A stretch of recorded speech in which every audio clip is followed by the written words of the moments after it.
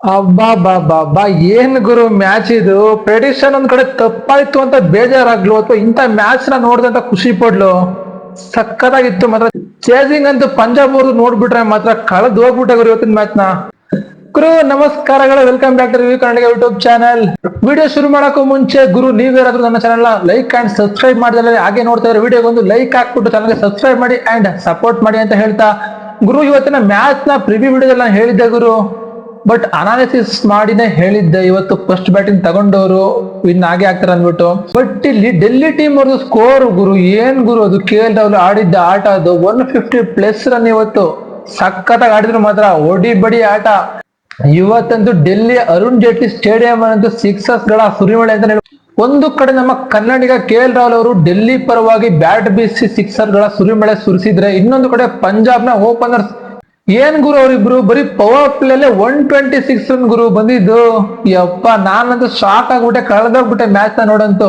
Match ನ ಬಗ್ಗೆ discussion ಮಾಡೋಣ, ಕೊನೆವರೆಗೂ ವಿಡಿಯೋ ನೋಡಿ, ಎಲ್ಲೂ ಕೂಡ ಸ್ಕಿಪ್ ಮಾಡ್ಲೇಬೇಡಿ. ನಾನು ಮುಂಚೆ ಒಂದು ವಿಡಿಯೋ ಮಾಡಿದ್ದೆ Delhi versus Punjab preview videos, ಅದ್ರಲ್ಲಿ ಹೇಳಿದ್ದೆ ಇವತ್ತು ಟಾಸ್ ನ ಗೆದ್ಬಿಟ್ಟು ಯಾವ ಟೀಮ್ ಬ್ಯಾಟಿಂಗ್ ತಗೊಳುತ್ತೆ, ಟಾಸ್ ನ ಗೆದ್ಲಿ ಸೋಲಿದ್ರು ಯಾವ ಟೀಮ್ ಮೊದಲು ಬ್ಯಾಟಿಂಗ್ ಮಾಡುತ್ತೆ ಆ ಟೀಮ್ ಅಂತೂ ಪಕ್ಕ ವಿನ್ ಆಗೇ ಆಗುತ್ತೆ ಅಂದ್ಬಿಟ್ಟು. ಅದ್ರಲ್ಲೂ ಡೆಲ್ಲಿ ಟೀಮ್ ಇವತ್ತು ವಿನ್ ಆಗುತ್ತಂತ ಪಕ್ಕ ಹೇಳಿದ್ದೆ ಗುರು. ಬಟ್ ಅವ್ರ ಸ್ಕೋರ್ ಅದೇ ರೀತಿ ಇದ್ದದ್ದು, 250+ ರನ್ ಗುರು. ಬೇರೆ ಟೀಮ್ ಅಷ್ಟಿದ್ದು ಚೇಸ್ ಅಂತೂ ಮಾಡ್ತಾನೆ ಇರ್ಲಿಲ್ಲ.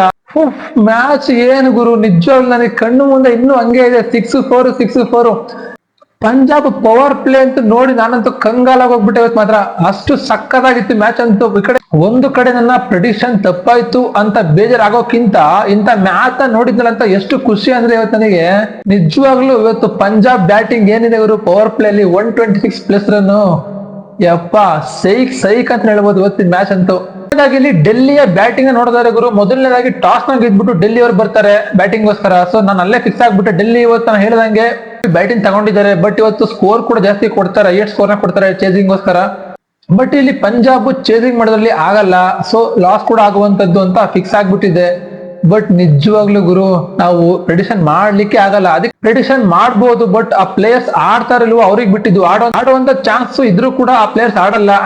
ಅಂಡ್ ಮ್ಯಾಚ್ ನ ಕೂಡ ಬೇಕಾದ್ರೆ ನಾವು ಪ್ರೆಡಿಕ್ಷನ್ ಮಾಡ್ಬೋದು, ಬಟ್ ವಿನ್ ಆಗುತ್ತೆ ಅಂತ ಕೊನೆ ಮೂಮೆಂಟ್ ತನಕ ಹೇಳಲಿಕ್ಕೆ ಆಗಲ್ಲ ಗುರು.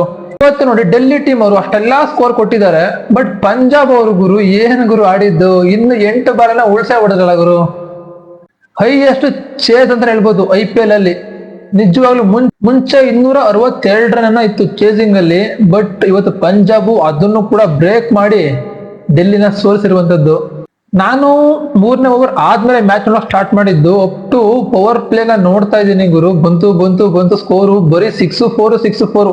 ಅದ್ರಲ್ಲಂತೂ ಪವರ್ ಪ್ಲೇ ನಲ್ಲಿ ಲಾಸ್ಟ್ನೇ ಓವರ್ ಏನಿದೆ ಗುರು, 6ನೇ ಓವರು, ಅಷ್ಟು ಬಾಲು 4, 6ಕ್ಕೆ 6 ಬಾಲು 4 ಗುರು. 24 ರನ್ ಒಂದೇ ಓವರ್ ಅಲ್ಲಿ ಬಂತು ಅಂದ್ರೆ ನಂಬ್ತೀರಾ?